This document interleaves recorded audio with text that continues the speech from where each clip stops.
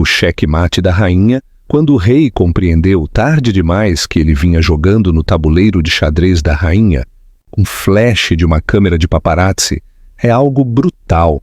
Não apenas captura uma imagem, mas expõe uma verdade, congelando um único momento devastador para a eternidade. Para Arthur Sampaio, um titã das finanças em São Paulo, esse momento estava se aproximando rapidamente. Ele se encontrou sob os lustres cintilantes de um grande salão de baile em Paris, seu braço possessivamente em torno de sua mais recente aventura, uma influencer chamada Sofia Medeiros. Ele acreditava ser o rei de seu universo orquestrando uma vida secreta perfeita, mas do outro lado da cidade, em uma suíte tranquila e elegante, sua esposa grávida, Eleonora, revisava a lista de convidados para o mesmo evento em que ele estava. Um evento que ela secretamente possuía. Ela não era apenas uma espectadora em seu jogo. Ela era a arquiteta de todo o tabuleiro. Se você já se sentiu traído, como reagiria? Confrontaria seu parceiro ou planejaria uma vingança épica? Deixe sua opinião nos comentários e assine para não perder o final desta história. Parte 1. O silêncio. Frio da gaiola dourada. O silêncio na luxuosa cobertura de Arthur Sampaio e Eleonora Castro, no coração do bairro Jardins, em São Paulo, era um silêncio peculiar. Não era pacífico. Estava carregado de coisas não ditas. Agarrava-se aos móveis minimalistas de design, aos afrescos modernistas do teto e ecoava nas janelas que ofereciam vistas panorâmicas da cidade, do Parque Ibirapuera ao skyline imponente. Dessa altura, São Paulo parecia um circuito eletrônico, uma complexa rede de luzes piscantes e vidas interconectadas. Para Eleonora, muitas vezes parecia uma gaiola, embora uma lindamente dourada. Aos 32 anos, Eleonora Castro possuía uma graça serena, que muitas vezes era confundida com fragilidade. Ela carregava em suas veias o sangue do dinheiro antigo, do tipo que não precisa se anunciar. Sua família, os Castro, havia construído sua fortuna em tecidos e design europeu, um legado de arte e astúcia comercial que ela havia herdado por completo. Mas, quando se casou com Arthur Sampaio, há 5 anos, ela havia recuado de bom grado, permitindo que o sucesso dele no mundo dos fundos de investimento, de risco, ocupasse o centro do palco. Ele era o Sol e ela, ele supunha, era um planeta contente em orbitá-lo. Ele estava enganado. Ultimamente, a distância entre eles havia crescido de uma rachadura para um abismo. O trabalho de Arthur havia se tornado uma fortaleza impenetrável. As noites longas não eram mais apenas longas, eram noites inteiras. As viagens de negócios que antes eram discutidas agora eram anunciadas. A mais recente era uma semana em Paris. É o empurrão final para a aquisição da Dervé, ele havia dito, afrouxando a gravata, enquanto entrava no imenso quarto deles. Ele não olhou para ela. Seus olhos já estavam em seu telefone. Mas é absolutamente crítico. Estarei em reuniões dia e noite. Eleonora sentou-se na beira da cama, uma mão repousando protetoramente sobre a curva suave de sua barriga. Com 4 meses de gravidez, a realidade da nova vida que carregava era uma fonte de profunda alegria e uma vulnerabilidade aterrorizante. Paris, ela disse com a voz suave. Isso é repentino. As finanças não esperam, Léo, ele disse usando o apelido. Uma relíquia de um tempo em que soava como afeto, não desprezo. Ele jogou seu blazer sobre uma cadeira. Você sabe como é. Ela sabia. E sabia muito bem. Ela também sabia que a Dervé não tinha operações significativas na França. Sua sede era em Milão, e ela sabia que a Semana de Moda de Paris começaria em 3 dias. As peças se encaixaram com uma certeza familiar e nauseante. Ela vinha vendo os sinais há meses. O cheiro de um perfume que não era o dela. A maneira como ele pegava o telefone de repente. Os extratos de cartão de crédito por presentes que ela nunca recebeu. Uma pulseira Cartier. Uma reserva de jantar para 2 nos restaurantes mais exclusivos de São Paulo. E então havia os sussurros nas redes sociais. As mensagens anônimas de bons samaritanos com prints de uma influencer chamada Sofia Medeiros. Uma loira lindamente insípida que parecia viver uma vida paralela ao cronograma de viagens de Arthur. A última postagem de Sofia era uma foto de uma única rosa de haste longa sobre um fundo de lençóis de seda. A legenda era: Paris é sempre uma boa ideia. Mal posso esperar por uma semana mágica. De repente, Eleonora sentiu um pânico frio misturado a uma onda de fúria. Não era apenas a traição. Era o insulto à sua inteligência. Ele realmente pensava que ela era tão ingênua. Apenas a esposa tranquila e ornamental. Contente em arrumar flores e planejar galas beneficentes, enquanto ele construía seu império e seu harém. Ele havia se esquecido de quem ela era. Ele havia se esquecido do sangue castro que corria em suas veias. Enquanto Arthur construía sua fortuna com aquisições públicas, Eleonora vinha administrando a dela em silêncio. Após a morte de seu pai 2 anos antes, ela herdara toda a fortuna da família Castro. Era uma carteira substancial, administrada com o tipo de discrição que fazia a ostentação de Arthur na Bolsa de Valores de São Paulo parecer desajeitada. Ela operava através de uma holding de investimento chamada Veritas Capital, um nome tão antigo e discreto que passava despercebido por todos. Seu principal consultor, Sebastião Ferreira, um homem distinto na casa dos 60 anos, com cabelo grisalho e a calma inabalável de um mestre de xadrez, era o rosto público da firma. Para o mundo, Eleonora Castro era simplesmente a esposa de um financeiro. Para alguns poucos selecionados, ela era LV, a força tranquila e decisiva por trás da Veritas. A Veritas Capital havia recentemente feito um investimento muito significativo, muito discreto. Eles se tornaram o único patrocinador financeiro da coleção de retorno de Clara Volkoff, uma designer brilhante, mas volátil, que havia desaparecido da cena anos atrás. O desfile de Volkoff estava programado para ser o evento mais exclusivo e esperado da Semana de Moda de Paris. Eleonora não apenas investira dinheiro, ela investira sua fé no talento cru e indomável de Clara. Ela passara os últimos 6 meses trabalhando através de chamadas de vídeo e e-mails criptografados com Clara e Sebastião, planejando meticulosamente cada detalhe do desfile, que não apenas relançaria uma carreira, mas solidificaria a posição da Veritas como patrona da verdadeira arte. Arthur não sabia nada disso. Ele via a herança dela como um ninho, algo com que ela poderia brincar. Ele não tinha ideia de que o patrimônio líquido dela poderia engolir todo o fundo de investimento dele sem um traço de indigestão.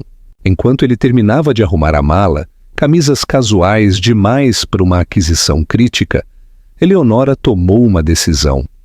A tristeza silenciosa que a envolvera por meses começou a se solidificar em algo mais duro, algo com uma borda afiada e implacável. Ela não o confrontaria, ela não choraria, não gritaria, nem esfregaria a traição dele em seu rosto. Essa era a reação que ele esperava da mulher que ele pensava conhecer. Em vez disso, ela o deixaria entrar diretamente em seu mundo. Um mundo que ele nem sabia que existia. Ela o deixaria ter sua pequena fantasia na Cidade das Luzes. E então, em seus termos, em seu palco. Ela queimaria tudo. Cuide-se, Arthur, ela disse, a voz incrivelmente calma enquanto se levantava e se aproximava dele.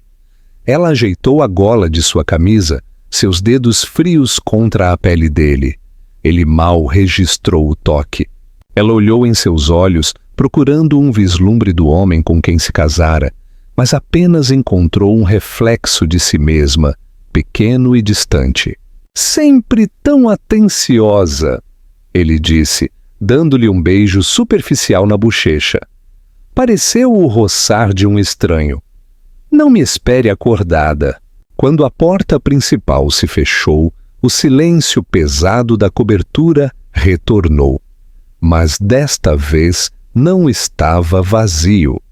Estava cheio do zumbido de um plano, uma obra-prima de vingança fria e calculada que estava dando seu primeiro suspiro.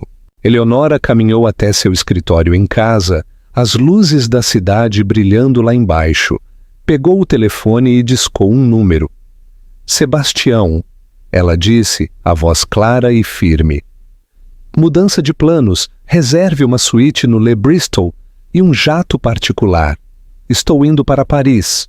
Parte 2. A fantasia e a sombra de Paris. Paris recebeu Arthur Sampaio com um tipo de luz outonal cinematográfica que fazia tudo parecer caro. Ele passou sem problemas pelo terminal privado do aeroporto de Le Bourget, com sua bolsa Louis Vuitton no ombro. Um homem completamente à vontade em um mundo de privilégios. Sofia Medeiros esperava por ele, praticamente vibrando de empolgação. Ela se atirou sobre ele, um borrão de cabelo loiro e perfume Dior. Arthur, você conseguiu! Ela guinchou, dando-lhe um beijo nos lábios que era mais para o benefício dos curiosos do que por afeto genuíno. Eu não perderia por nada neste mundo, ele disse com um sorriso presunçoso. Esta era a vida, o poder, o dinheiro, a mulher linda em seu braço. Era uma validação de seu sucesso. Um mundo longe da atmosfera tranquila e pesada de sua cobertura e de sua esposa, cada vez mais distante. Ele amava Eleonora, é claro, da maneira que se ama uma pintura bonita e valiosa. Ela era um ativo, um símbolo de classe e estabilidade. Mas Sofia? Sofia era divertida, era fácil. Ela não exigia nada dele além de presentes e atenção, coisas que ele tinha em abundância. A suíte deles, no Four Seasons, George Cantu, era obscena em seu luxo, com vista para a Torre Eiffel. Um clichê que Sofia abraçou com euforia, posando imediatamente para uma série de selfies. Todo mundo vai morrer de inveja, ela disse, elevando sua realidade para seus milhares de seguidores no Instagram. Nos 2 dias seguintes, eles mergulharam completamente na fantasia. Fizeram compras na Avenue Montaigne, com Arthur casualmente deslizando seu cartão de crédito. Almoçaram no Les Cinq, um paraíso para a multidão que gosta de ver e ser vista, onde Sofia se certificou de mandar beijos no ar para conhecidos e chamar a atenção dos fotógrafos. Arthur interpretou o papel do benfeitor indulgente, apreciando os olhares de inveja de outros homens. Ele enviou a Eleonora uma mensagem de texto superficial a cada manhã. Reuniões indo bem, exausto, te amo. Em seguida, silenciou o telefone e mergulhou de volta na bolha de sua vida dupla. Ele havia garantido ingressos na primeira fila para os desfiles mais cobiçados. Para ele e Sofia, esta semana era sobre serem vistos, consolidando seu status, o dele como magnata, o dela como ícone de estilo. O ponto culminante, o ingresso que todos ansiavam, era o desfile de Clara Volkov. Era o assunto da cidade, uma história de retorno envolta em mistério.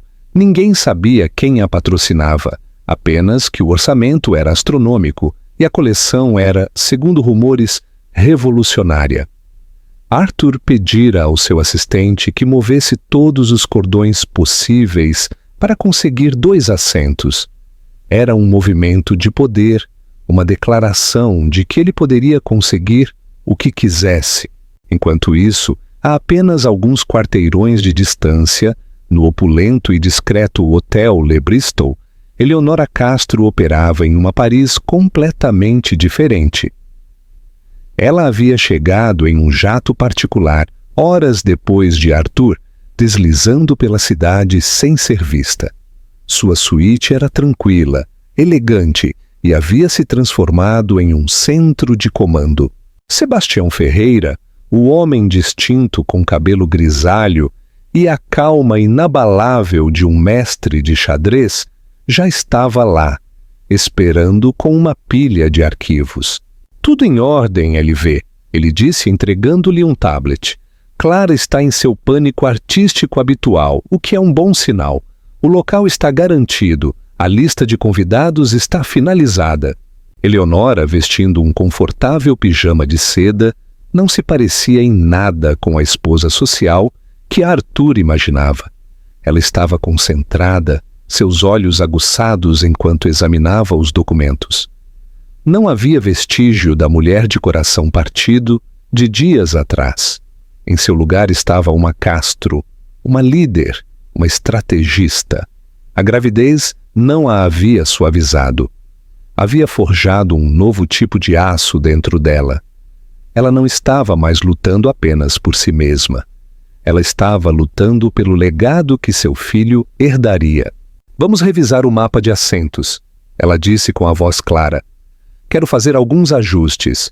Sebastião a observou com um toque de sorriso no rosto. Ele conhecia Eleonora desde que ela era uma menina, seguindo o pai nas fábricas têxteis. Ele vira esse fogo nela antes, essa meticulosa genialidade estratégica. Arthur Sampaio havia cometido o erro clássico de todo homem arrogante. Ele confundira quietude com fraqueza.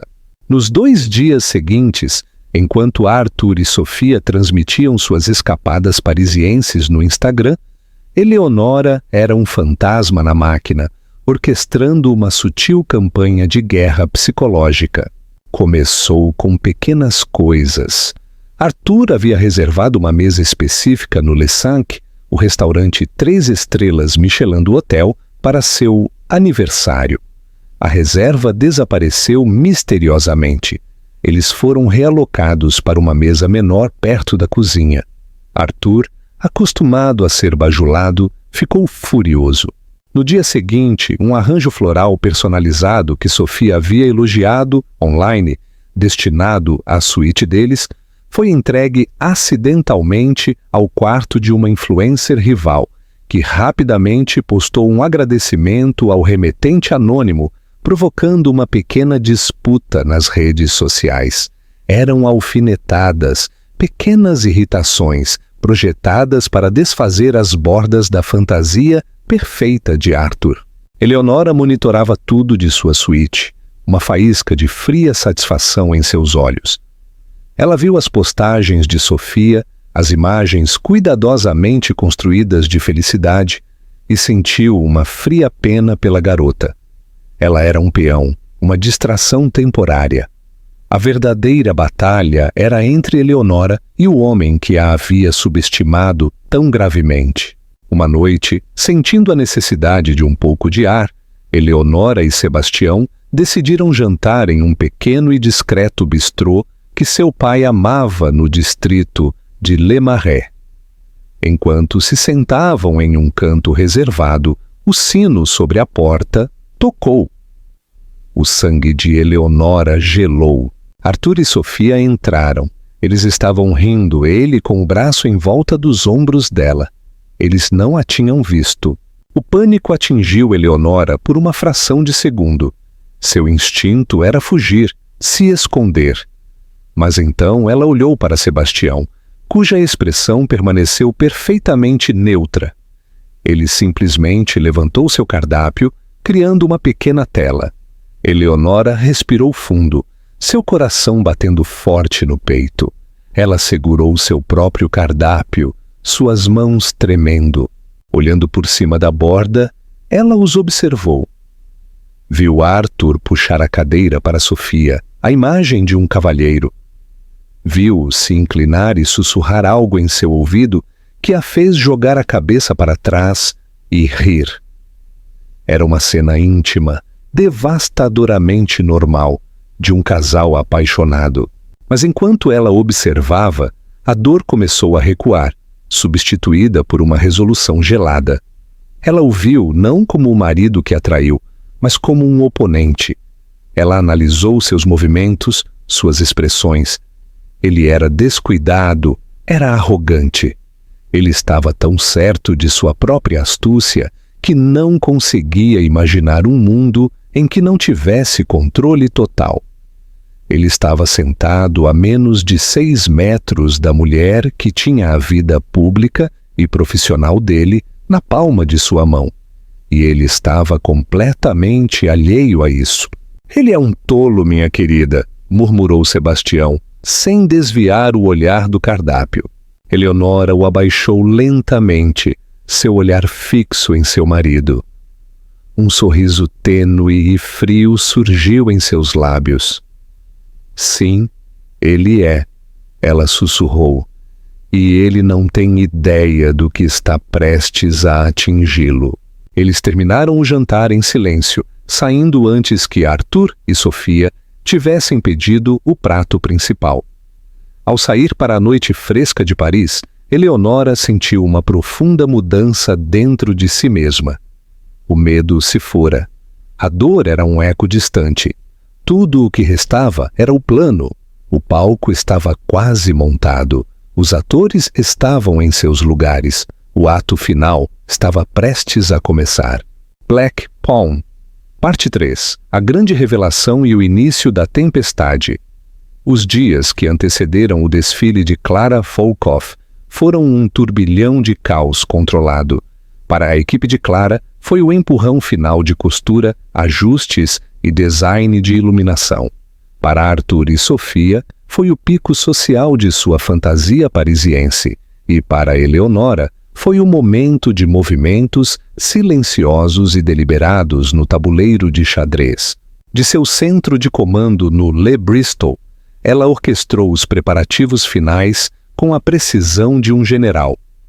Ela aprovou a seleção musical, uma peça orquestral assombrosa que aumentaria para um poderoso crescendo. Ela revisou a lista de convidados pela última vez. Um quem é quem do mundo da moda.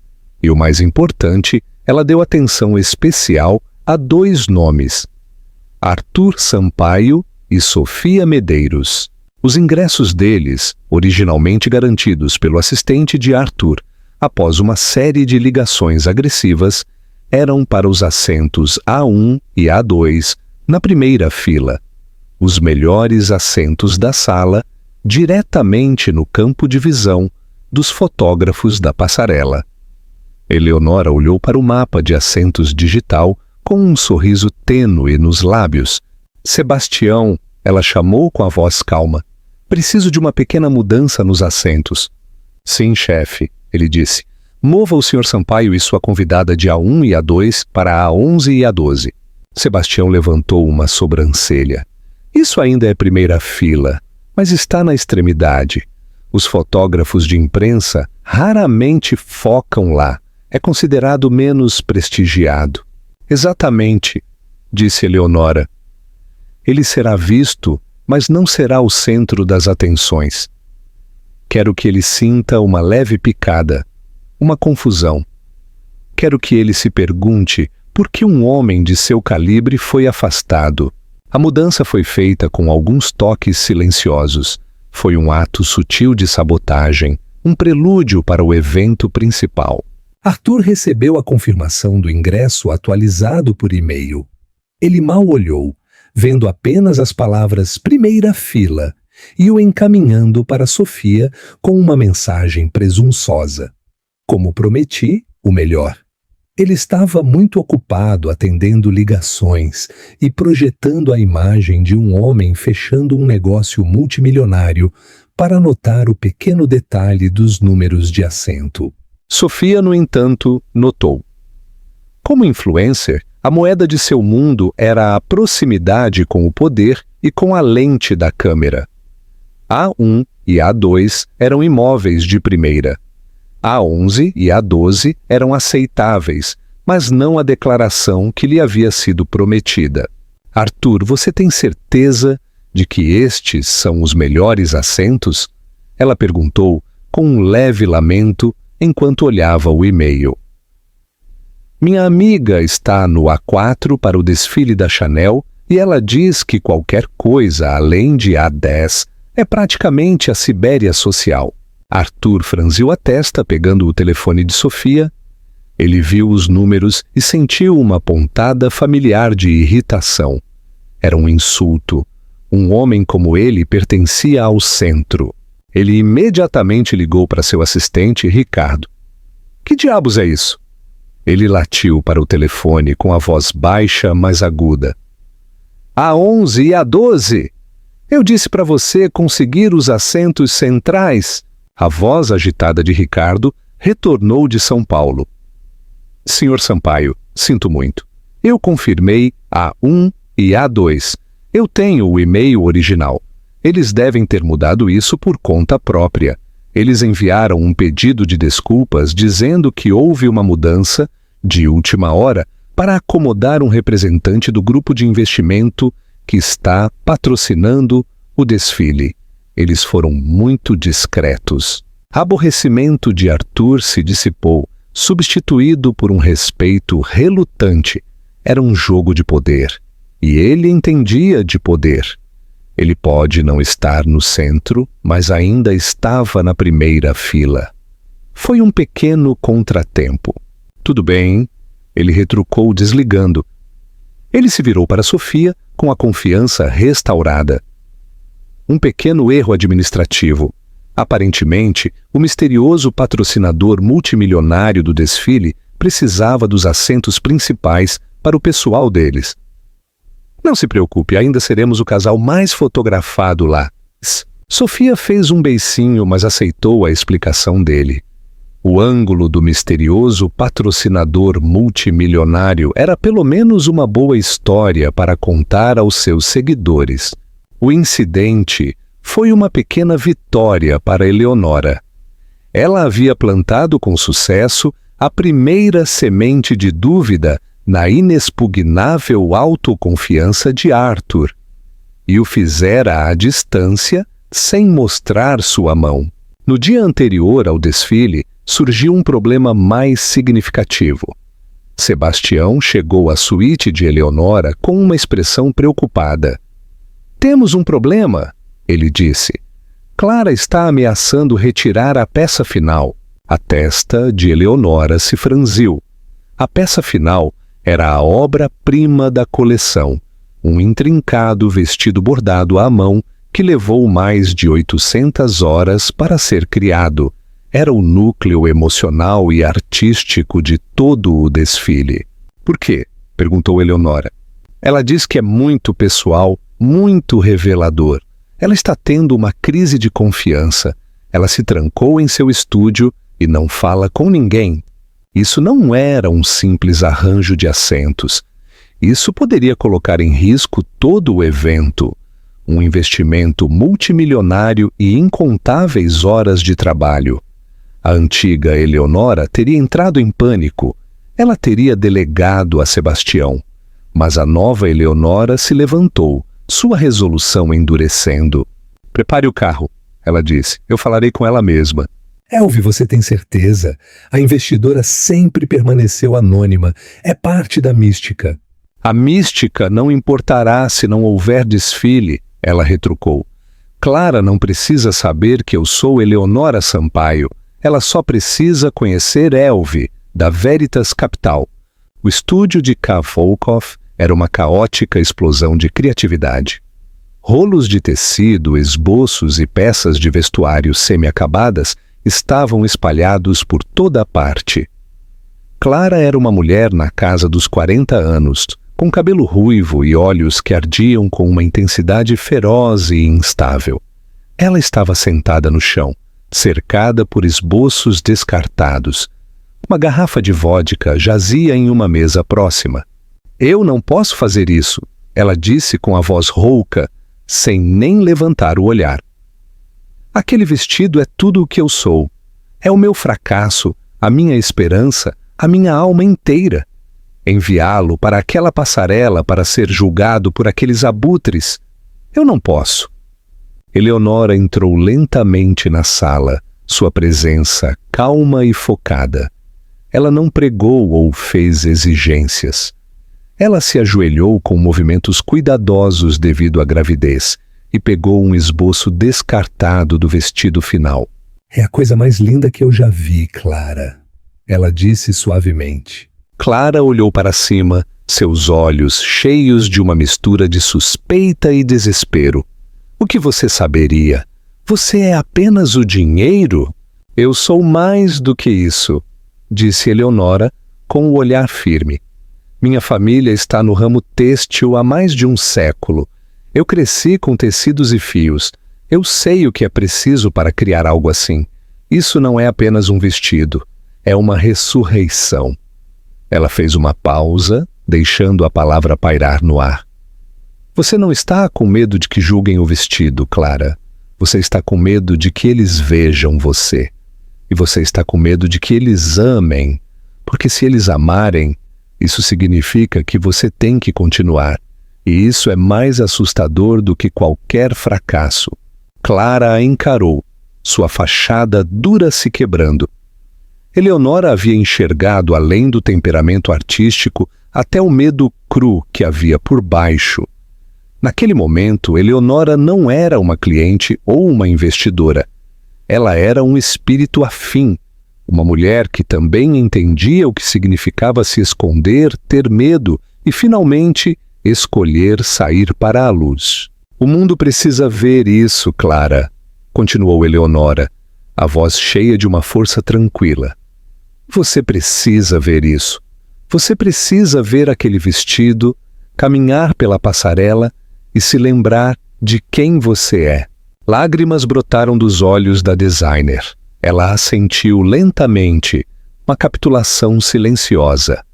A crise havia sido evitada. Ao sair do estúdio, Eleonora sentiu uma sensação de poder que não tinha nada a ver com dinheiro ou vingança. Era o poder da competência, da conexão, de sair das sombras e liderar. Arthur, ela pensou com clareza arrepiante, nunca tinha visto esse lado dela. Ele nunca quis. Ele havia se casado com a herdeira, o ornamento. Ele não tinha ideia de que havia se casado com a rainha. Parte 4. O checkmate na passarela. O dia do desfile de Clara Volkoff amanheceu cinzento e nublado. No entanto, dentro do pavilhão, a atmosfera era elétrica. O local era uma obra-prima arquitetônica, sua elegância histórica, um contraste brilhante com a coleção avant-garde que estava prestes a abrigar. Em sua suíte no Le Bristol, Eleonora era a imagem da calma. Ela escolhera seu look com cuidado meticuloso. Não era uma peça de um designer rival, nem era ostentosa. Era um vestido de seda verde esmeralda feito sob medida, desenhado pela jovem costureira que ela decidira patrocinar. O vestido era simples, elegante e se adaptava à sua gravidez, acentuando a curva suave de sua barriga em vez de escondê-la. Era uma declaração de vida, de futuro, de poder silencioso e inabalável. Ela usava os pequenos brincos de diamante de sua mãe e seu cabelo estava preso em um coque clássico. Ela não estava se vestindo para uma batalha. Ela estava se vestindo para uma coroação. Sebastião chegou para acompanhá-la. O carro está pronto, chefe. Usaremos a entrada traseira privada. Ninguém a verá até o momento certo. Ele fez uma pausa, olhando para ela. Você está radiante. Eu me sinto tranquila, admitiu Eleonora, colocando a mão sobre a barriga. Pela primeira vez em muito tempo, sinto que estou exatamente onde deveria estar. Do outro lado da cidade, a atmosfera na suíte de Arthur e Sofia era decididamente diferente. um turbilhão frenético de preparação glamurosa. Sofia tinha uma equipe de estilistas trabalhando nela, transformando-a em um espetáculo brilhante. Ela escolhera um vestido de lantejoulas revelador que deixava pouco à imaginação. "Está muito too much?" Ela perguntou a Arthur pela 10ª vez, posando na frente do espelho. Você parece valer $1 milhão", ele disse distraído. Ele estava ao telefone com seu corretor de ações em São Paulo. A aquisição que ele usara como desculpa era real, mas não estava indo tão bem quanto ele projetara. Havia complicações, sussurros de uma oferta concorrente, uma holding de investimento quieta e agressiva. A pressão estava aumentando e sua escapada parisiense estava começando a parecer menos férias e mais uma distração necessária. Ele desligou o telefone com um suspiro frustrado e se olhou no espelho. Ele usava um terno Tom Ford sob medida, um relógio Patek Philippe no pulso. Ele parecia, em todos os aspectos, o mestre do universo. No entanto, uma estranha sensação de inquietação o vinha corroendo no último dia. A mudança de assento. O problema com o negócio. Eram coisas menores, mas eram rachaduras na fachada perfeita de seu controle. Ele descartou como estresse. Esta noite era para esquecer tudo isso. Era sobre aparecer com a mulher mais bonita da sala e lembrar ao mundo quem era Arthur Sampaio. Ao se dirigirem para o local, o carro deles foi cercado por fotógrafos. Sofia se alegrou, sorrindo e posando, enquanto Arthur mantinha uma expressão de tédio e desinteresse, uma máscara de poder cuidadosamente cultivada. Eles fizeram sua grande entrada, os flashes explodindo ao redor deles. Eles eram o casal do momento, uma encarnação ambulante de riqueza e glamour. Eles encontraram seus assentos, A11 e A12. A mandíbula de Arthur se apertou ligeiramente ao ver os assentos centrais, A1 a A4, que ainda estavam vazios, marcados com um cartão simples e discreto de reservado. Quem são essas pessoas tão importantes que podem chegar depois de todos os outros? Ele se perguntou. As luzes começaram a diminuir. Um silêncio se instalou na multidão. O ar estalava de antecipação. Arthur colocou o braço em volta de Sofia, puxando-a para perto. Ele se inclinou e sussurrou. Aproveite o show. Eu comprei isso para você. Era uma mentira, é claro, mas era o tipo de mentira que ele sabia que ela queria ouvir.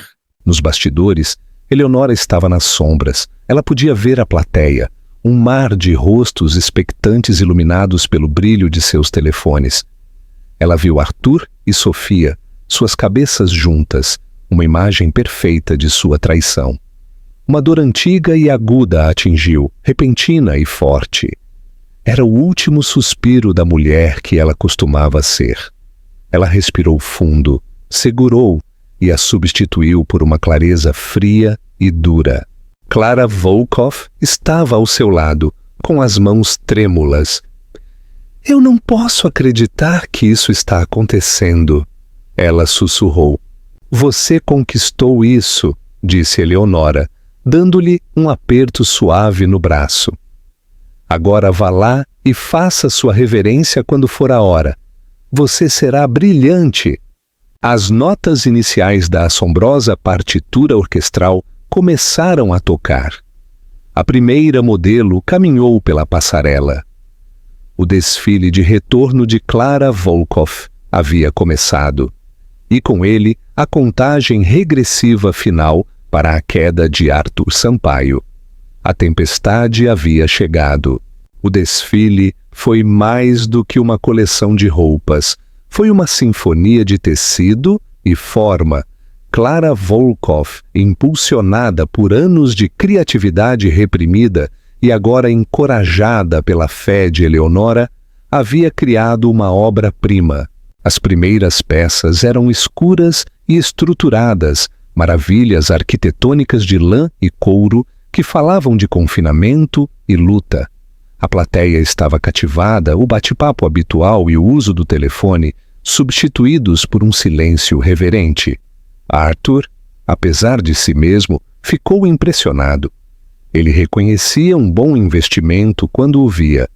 O artesanato era impecável. A visão era singular. Ele fez uma nota mental para seu assistente descobrir quem estava por trás do dinheiro de Clara. Poderia haver uma oportunidade ali? Ao lado dele, Sofia filmava cada look para seu story no Instagram, oferecendo comentários insípidos. À medida que o desfile avançava, a coleção se transformou. A silhueta escura e rígida se suavizou, dando lugar a sedas fluidas e veludos ricos em safira, ametista e, finalmente, um dourado brilhante e triunfante. Era uma narrativa de emergência, de libertação. A tensão na sala aumentou com a crescente partitura orquestral, cada look mais impressionante que o anterior. Eleonora observava das sombras, seu coração inchado de orgulho por Clara. Mas ela também observava Arthur. Viu seu olhar avaliador, a maneira como sua mente calculava oportunidades. Ele via o desfile como uma mercadoria, uma possível aquisição. Ele não tinha noção da alma que havia sido derramada nele. Ele era um predador, e todo o mundo que ela havia construído era para ele apenas mais um campo de caça. Então veio o final. A música se acalmou para uma única e comovente melodia de violoncelo. Um suspiro coletivo percorreu a plateia quando a modelo final caminhou pela passarela. Ela estava vestindo o vestido, aquele que levou 800 horas para ser criado, aquele que Clara quase retirou. Era uma coluna de seda azul meia-noite, tão pesadamente bordada à mão com cristais e pérolas que parecia absorver a luz e refletir um campo de estrelas. Movia-se como uma noite líquida, um corpo celestial trazido à terra. Era uma obra de arte, pura e simples.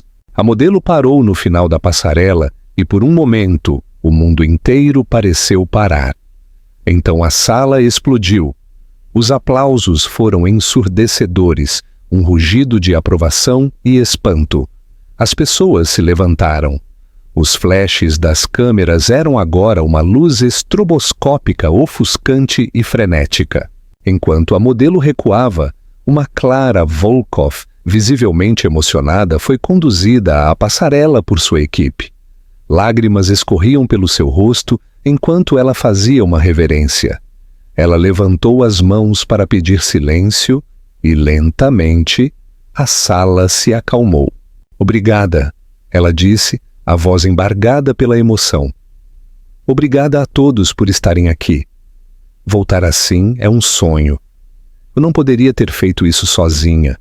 Eu tenho minha equipe incrível, minhas modelos, mas há uma pessoa sem a qual nada disso, nem um único fio, teria sido possível." Arthur se inclinou ligeiramente, intrigado. O misterioso patrocinador. Este era o momento. Ele esperava que algum industrialista europeu ou um sheik árabe fosse nomeado. "Esta pessoa me encontrou quando eu havia perdido a fé em mim mesma", continuou Clara, a voz ficando mais forte. "Eles investiram não apenas seu dinheiro, mas sua crença. Eles exigiram excelência, mas o fizeram com graça e uma profunda compreensão da alma artística. O mundo os conhece pelo nome de sua holding Veritas Capital, mas eu os conheço como uma parceira e uma visionária." O nome atingiu a sala como um estrondo sônico. Centenas de lentes de câmera giraram em uníssono, para longe do palco e em direção à primeira fila. Elas procuraram, encontraram seu alvo e dispararam. Arthur vinha aplaudindo, um sorriso educado em seu rosto. Quando ele ouviu o nome de sua esposa, suas mãos congelaram no meio de uma salva de palmas. O sorriso se dissolveu, substituído por uma máscara de incredulidade absoluta. Sua mente cambaleou, incapaz de processar a informação. Eleonora? Minha quieta e dócil Eleonora? Veritas Capital? A patrocinadora secreta? Era impossível. Era um pesadelo. Ele olhou do palco para o mapa de assentos em sua mente. Os assentos reservados. A1 e A2. O representante do grupo de investimento. Tudo era para ela. A mudança em seu próprio assento não havia sido um erro administrativo. Havia sido um insulto deliberado e calculado. Sofia, ao lado dele, estava igualmente atordoada. Sua boca estava aberta, seu lábio perfeitamente maquiado, formando um O silencioso. Ela olhou da mulher radiante e poderosa no palco para o homem pálido ao lado dela. E a verdade a atingiu com força. A mulher no palco era a esposa dele, a esposa grávida. Ele havia lhe dito que estava visitando a mãe no interior. O som dos flashes da câmera era agora um ataque implacável. Um fogo de metralhadora de humilhação direcionado diretamente a Arthur. Ele sentiu milhares de olhos sobre ele. Os olhares deles eram uma mistura de pena, desprezo e deleite.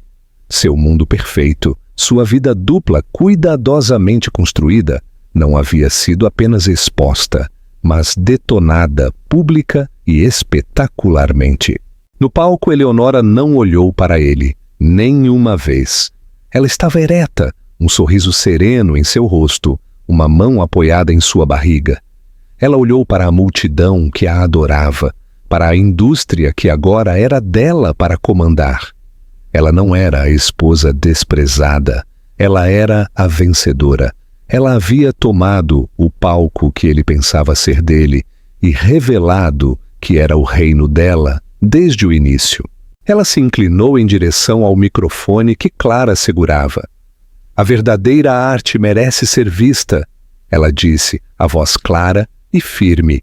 E a verdadeira força é frequentemente encontrada nos lugares onde menos se espera. Suas palavras eram para a plateia, mas sua mensagem era apenas para um homem. Era uma declaração de independência, um cheque-mate final e devastador, sob o brilho dos holofotes. Arthur Sampaio finalmente viu sua esposa por quem ela realmente era. E no mesmo instante, ele percebeu que havia perdido tudo. Parte 5. O desmantelamento sistemático. O caos que irrompeu após o discurso de Eleonora foi total. O nome Sampaio era agora a história. Guardas lutaram para manter a ordem enquanto jornalistas e blogueiros se aglomeravam na primeira fila. Sr. Sampaio, qual é a sua reação? Sua esposa é a investidora secreta? Sofia, você sabia que o Sr. Sampaio era casado? Arthur estava congelado em seu assento, os flashes refletindo em seus olhos. Uma estátua em um furacão que ele mesmo havia causado. Sofia, recuperando os sentidos primeiro, fez a única coisa que sabia fazer. Ela correu. Agarrando sua bolsa, ela abriu caminho pela multidão. Seu rosto uma máscara de horror e humilhação. Ela era um dano colateral, uma nota de rodapé que já estava sendo escrita. Arthur finalmente se moveu, seus membros rígidos e robóticos. Seu único pensamento era chegar a Eleonora, falar com ela, controlar a narrativa, consertar isso. Ele abriu caminho em direção ao palco, mas uma parede de seguranças se materializou, bloqueando sua passagem. Eram homens grandes em ternos imaculados, educados, mas inamovíveis. Eu preciso ver minha esposa, ele rosnou. A senhora Sampaio não está disponível neste momento, senhor, disse o chefe de segurança. Atrás deles, Sebastião Ferreira apareceu, seu rosto uma máscara de fria decepção. Arthur, disse Sebastião. O uso de seu nome denigre uma violação deliberada e grosseira do decoro profissional. Acredito que você causou distúrbio suficiente. É hora de você sair. Ele sentiu uma nova onda de traição. Este homem havia sido uma figura paterna para Eleonora por anos. Agora ele o olhava com os olhos frios de um carrasco. Eu trabalho para a chefe da Veritas Capital, declarou Sebastião simplesmente, e minha empregadora solicitou que você seja escoltado para fora das instalações. A humilhação queimou. Ser expulso do próprio evento de sua esposa era uma indignidade que ele mal conseguia compreender. Derrotado, ele permitiu que os guardas o removessem por uma saída lateral. O ar parecia rarefeito e ele lutava para respirar. Seu telefone vibrava incessantemente no bolso. Um zumbido frenético de chamadas perdidas e mensagens de seus sócios e sua equipe de relações públicas em São Paulo. A história já estava online. Titã financeiro, Arthur Sampaio, esposa revela ser magnata secreta em impressionante desmascaramento público. Os títulos eram brutais, pintando-o como um tolo e um trapaceiro. Ele voltou para o Four Seasons e encontrou sua suíte de fantasia despojada de toda a sua magia. Os pertences de Sofia haviam desaparecido. Ele estava sozinho. Ele tentou ligar para Eleonora, mas a ligação foi direto para o correio de voz. Ele enviou uma enxurrada frenética de mensagens de texto. Léo, precisamos conversar. Isso é um mal-entendido. Posso explicar tudo. Por favor, me ligue. Silêncio. Ele serviu-se de um grande uísque e ligou a televisão. Todos os canais de notícias franceses, todos os programas de estilo internacionais estavam estampando a história. Eles exibiram o clipe de Eleonora na passarela, parecendo majestosa e poderosa. Depois cortaram para uma foto granulada e ampliada de seu rosto, seu olhar de choque, um meme perfeito de sua queda. Eles estavam dissecando sua vida, seu casamento e sua infidelidade para o mundo ver. 1 hora depois, houve uma batida na porta. Ele a abriu, esperando Eleonora. Era um gerente do hotel ladeado por 2 carregadores. Senhor Sampaio, disse o gerente, fomos informados de que a reserva desta suíte foi cancelada. A conta foi paga integralmente pela Veritas Capital. Podemos, é claro, conseguir outro quarto para o senhor na tarifa padrão. Arthur olhou para ele atordoado. Ela estava expulsando-o, não apenas de seu evento, mas de sua própria suíte de hotel. Uma suíte que ele pensava ter pago. Ele percebeu que o cartão de crédito que ele vinha usando era um cartão suplementar de uma conta controlada pelo trust de sua família. Ele vinha financiando seu caso com o dinheiro dela. A humilhação foi tão profunda que foi quase física. Ele se sentiu enjoado.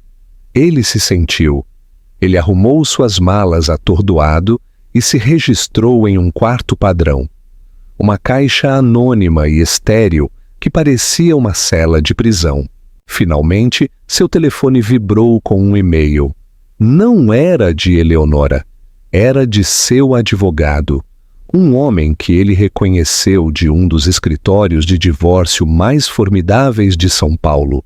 O e-mail era curto e brutalmente eficiente. Ele o informava de que os processos de divórcio por adultério estavam sendo iniciados. Afirmava que, de acordo com o acordo pré-nupcial que ele insistira em assinar para proteger seus bens, qualquer infidelidade de sua parte anularia a divisão de bens a seu favor. Uma folha de termos estava anexada. Não era uma negociação, era um documento de rendição. Ela não estava apenas o deixando, ela estava desmantelando sistematicamente o império que ele pensava ser seu. A Veritas Capital, descobriu-se, tinha participações não públicas significativas em várias empresas que seu fundo vinha visando. Ela tinha o poder de perturbar seus negócios de maneiras que ele nunca imaginou. Finalmente ele entendeu. Isso não foi um crime passional. Foi um assassinato premeditado de seu caráter, sua reputação e sua carreira. Cada passo havia sido planejado. A apresentação pública, a tempestade da mídia, os advogados se movendo para o golpe final. Ele se sentou na beira da cama do hotel, o e-mail brilhando na tela do telefone. O uísque não fez nada para amortecer a sensação de ter sido completamente superado. Ele havia visto Eleonora como um objeto lindo e frágil a ser possuído, uma obra-prima para sua coleção. Ele nunca se dera ao trabalho de olhar para a assinatura da artista para entender a mente e a vontade que a haviam criado. Ele havia amado a gaiola dourada, sem perceber que ela tinha a chave. Seu silêncio não era mais apenas a ausência de som, era o som do fim de seu mundo. Parte 6. A vitória final do martelo de veludo. 6 meses depois, as árvores estavam floridas no Parque do Ibirapuera, em São Paulo. O mundo havia seguido em frente, mas a paisagem de várias vidas havia sido alterada de forma irrevogável. O nome Arthur Sampaio era agora uma história de advertência sussurrada nos círculos financeiros de São Paulo. A natureza pública brutal de seu divórcio havia sido um espetáculo. A equipe jurídica de Eleonora, armada com evidências irrefutáveis e toda a força de seu poder financeiro, havia sido implacável. Ele perdeu mais da metade de seu patrimônio líquido, mas o verdadeiro dano foi a sua reputação. Investidores assustados com sua imprudência e a revelação de que sua esposa havia sido a mente financeira mais astuta o tempo todo, começaram a retirar seu dinheiro de seu fundo. A aquisição que ele vinha perseguindo desmoronou quando a Veritas Capital discretamente apoiou seu concorrente. Seu império, construído sobre uma base de confiança agressiva, desabou quando essa confiança foi exposta como arrogância vazia. Ele foi forçado a vender sua cobertura, reduzir o tamanho de sua holding e desaparecer em um mundo de influência diminuída. Um fantasma do titã que ele um dia foi. Os 15 minutos de fama de Sofia Medeiros haviam sido brutais. Ela se tornou uma pária, um meme de infidelidade. Marcas a abandonaram e os comentários em suas redes sociais eram um ermo tóxico. Ela tentou vender sua história, mas isso apenas a pintou como uma mulher patética e ingênua que arruinou um lar. Finalmente ela excluiu suas contas e desapareceu do olhar público, uma vítima de uma guerra que ela nem sabia que estava travando. E Eleonora prosperou. Ela deu à luz uma filha saudável, a quem chamou de Alice Castro. Ela manteve o sobrenome de solteira de sua mãe para sua filha, uma escolha deliberada para enraizá-la em um legado de força e resiliência feminina, sem a mancha do nome Sampaio. A Veritas Capital, não mais operando nas sombras, tornou-se uma força importante nos mundos da tecnologia, moda e negócios sustentáveis. Eleonora, como LV, foi alvo de perfis entusiasmados na Forbes e na Exame. Eles a chamaram de Martelo de Veludo, uma investidora brilhante e intuitiva com uma vontade de ferro. Ela nunca falou publicamente sobre seu divórcio ou sobre Arthur. Ela não precisava. Seu sucesso era a única declaração que ela precisava fazer. Ela se mudou da cobertura fria e minimalista e comprou uma casa histórica na cidade, preenchendo-a com calor, arte e o balbucio feliz de sua filha. Sebastião Ferreira permaneceu seu consultor inabalável, agora um avô honorário carinhoso para Alice. Em uma tarde brilhante de primavera, Eleonora caminhava com Alice em um carrinho por uma parte tranquila do parque. O sol estava quente em seu rosto. Ela sentia uma profunda sensação de paz, uma plenitude que não sabia ser possível. Sua vida não era o que ela havia planejado, mas era dela, construída por suas próprias mãos e em seus próprios termos. Ao dobrar uma esquina, ela o viu. Arthur estava sentado sozinho em um banco do parque, parecendo mais velho, menor. Ele usava uma simples camisa polo e calças, longe de sua antiga armadura de ternos sob medida. Ele estava olhando para o lago, sua expressão vazia. Ele não a viu. Por um momento, ela considerou parar. O que ela diria? O que poderia ser dito? Mas ela percebeu que não restava nada. Ele era um capítulo em um livro diferente, uma vida diferente. A história dela não era mais sobre ele. Era sobre a menina que dormia no carrinho à sua frente. Com uma tranquila sensação de finalidade, ela ajustou o cobertor em volta de Alice e continuou seu caminho, afastando-se do homem no banco e em direção ao sol brilhante de sua nova vida. Ela não apenas sobreviveu à traição dele, ela usou o fogo dele para forjar um novo legado mais forte e mais bonito para ela e sua filha. Conclusão: o poder oculto. O verdadeiro poder não reside no barulho que você faz, mas nos movimentos estratégicos e silenciosos que mudam o jogo inteiro. A história de Eleonora é um poderoso lembrete de que as pessoas mais quietas na sala são frequentemente as mais observadoras e que a melhor resposta a uma injustiça é construir um império tão magnífico que seus detratores se tornam notas de rodapé, irrelevantes em sua incrível biografia. Você acha que a decisão de Eleonora de não parar para falar com Arthur no parque foi o ato definitivo de perdão ou o ato definitivo de desprezo? Se esta história de força e doce justiça ressoou com você, por favor, clique no gostei deste vídeo e compartilhe com alguém que precise de um lembrete de seu próprio poder oculto. Não se esqueça de assinar e ativar as notificações para não perder nossa próxima história.